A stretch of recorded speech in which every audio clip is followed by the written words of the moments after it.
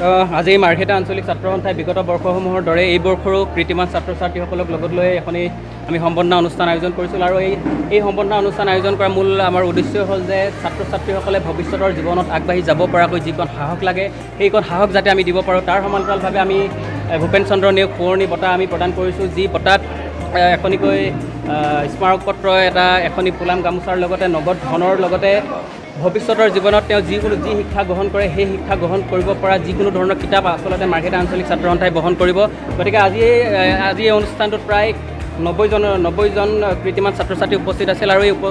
এই ছাত্ৰ ছাত্ৰীসকলৰ উপস্থিতিয়ে আমাৰ অনুষ্ঠানটি সফল কৰিছে বুলি আমি অনুমান কৰিছোঁ।